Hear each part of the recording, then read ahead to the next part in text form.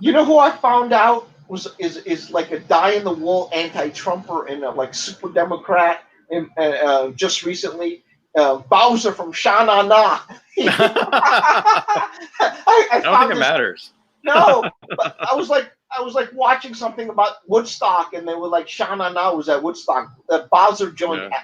after that. He wasn't part of that. But I'm like, oh, what the fuck ever happened to Sha Na Na? I remember Bowser. What the fuck? Then I look at him, he's like a die-in-the-wool super Democrat who's always talking about Trump and impeachment and all that Well, shit. all the people were like left wing and stuff, and I mean, you know, not everybody, but the people in rock and roll, the people at Woodstock, all those are left wing. Well, you know, I thought they were anti-establishment. I didn't think they were particularly pro-Democrat. Yeah, I think it depends on the person. I just think some of the counterculture movement from the '60s was a psy-op. You know, not all of it, but like, why would you have to?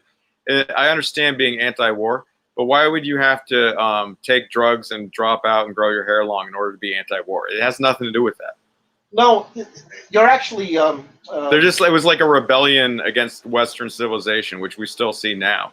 I mean, it wasn't, in some ways, it wasn't as bad as now, but it's like where they want to, you know, turn over the checkerboard or whatever, say, fuck Western civilization or whatever. And it's like, no, you don't. What, do you want to replace it with communism or something? Fuck off. Well, you know, actually, you're not the only person to say that. A lot of conspiracy researchers, you know, I know conspiracy theory has gotten a bad name, and I used to give it a bad name too. But I'm starting to reevaluate shit. But I used to read all. Yeah, of they're this. saying in the chat CIA. Well, the CIA was it looks like they were behind LSD too. Yeah, you know what CIA was behind? Abstract, like the Abstract expressionism. Yeah, yeah, modern art. Because yeah, I always thought so. Oh, sorry, I'm stepping on. Go ahead. Well, you're an artist, obviously. Yeah. It's something that you can speak on. But I didn't know until recently. I actually did not know until last year. And I read a lot on history and whatnot. I did not know that the CIA. I suspected there was a lot of suspects on it, but the CIA wanted to show that because the USSR was into what they called modern socialism, social modernism, where they it kind of looks like a classical art, but done to support communism. And the communists wanted all art to reflect what the message was. And of course, you can't have any sort of abstract message because it's a propaganda art. You can't have any ambiguity in propaganda. The person who's looking at the art, it has to be simplistic. And you have to know what the art is saying. You know, Esoteric Ed from the Outer Light points out that the idea behind like the real modern art, like abstract expressionism, is you need an authority. You need the person running the gallery or an artist to explain it to you, because you look at it and you're like, what the fuck is that? And that's so you look to somebody else to explain it to you. And so my opinion on it is, my influences in art, I really like Surrealism, which is modern. It's 20th century, but I also like classical or traditional art. Those are the main things that I like.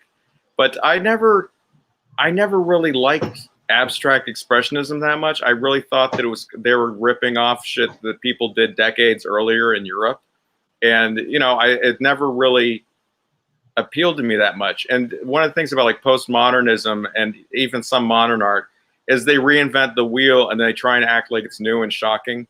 Like you could ask somebody today and they take a urinal and they sign it and say it's a fountain and they think that that's new, when Marcel Duchamp did that 100 years ago. You know what I mean? Almost everything's been done already. And then they pretend it's still new and modern because it's not traditional classical art. And I think you actually touched on something that's very important about that. They want us to rely on experts to tell us what the art says. I think that's very important too, which is, I think, sort of like I think it was like a bonus of what they were trying to do. The official reason was they wanted to show the communists. Because a lot of artists were communists. A lot of artists were leftists, not communists per se, but they were sympathetic to the left. Oh, like the Surrealists, for example, who I studied. The official group, the Surrealists, was in France in the 1920s, and they were almost all communists or socialists or anarchists, far left. They actually kicked out Salvador Dali from the official group because they thought he was a little too fascist or something. Right. which is funny. But you know, and then he's like, I'm more surrealist than the surrealist or whatever. But anyway, he did his own thing. Well, But they didn't like him. They kicked him out. They thought he was too right wing. He was obsessed for a while with like Hitler having a soft back like a woman. It's hilarious. That's like a meme thing. He was like, yeah. like Hitler's soft womanly back, and they're like, get the fuck out of here, Nazi. And he's like, I just like his soft back. Well, you know, I think he might have been gay too. There's some. I mean, he was married, but anyway, there's rumors. well, But whatever. I think he's an interesting artist. well, you know, Salvador Dali, as an artist, he recognized that the Nazis were using art for propaganda purposes, for memes, like memeing, and you know what we call meme now, the totalitarians.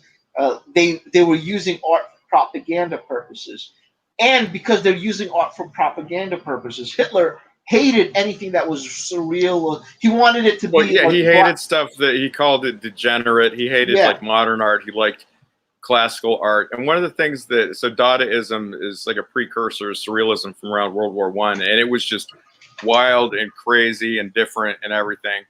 Less organized than Surrealism. Yeah, But I was Surrealism is mostly based on dreams and the subconscious and stuff. And I really think a lot of people copied Surrealism. You see it in advertising and stuff because they want to work on a subliminal level. So it might not be direct, but they're trying to get to you on a subconscious level. Well, you know, I know we're getting into artsy-fartsy territory, but I started. We talked about everything I had written down. That's okay. You know, I studied art. I studied art history in college as part of. You know, I'm a history geek. I'm not an artist, but I am a history lover, and I did study as much as possible the history of art. I love reading about subjects like this. And one of the things about the surreal movement, it's not based on bullshit. It's actually, you're right, like you said, it's based on dreams and interpretation of dreams, but it's based on real things.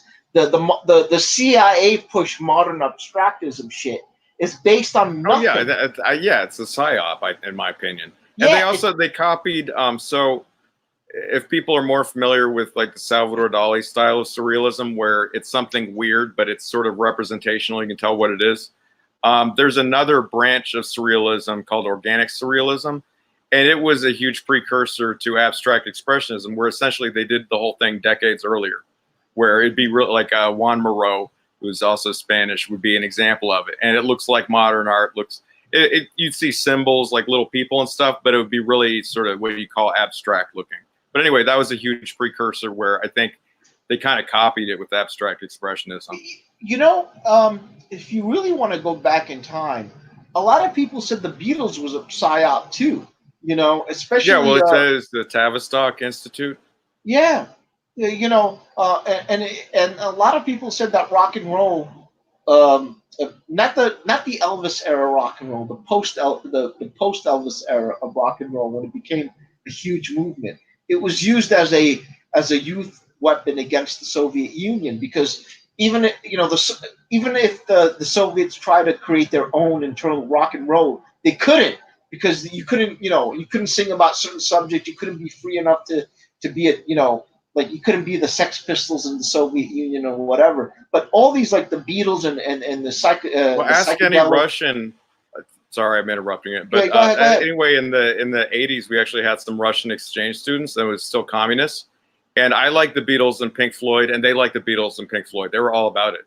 Yeah, they did. Well,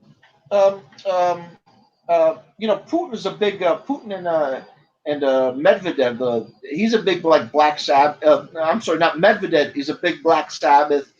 He's a big Black Sabbath fan. Putin is more of a Chubby Checkers fan. He likes singing "I Found My Thrill on Blueberry." You know, he loves singing that song on the piano and shit. But that's cool. I'd like to see that.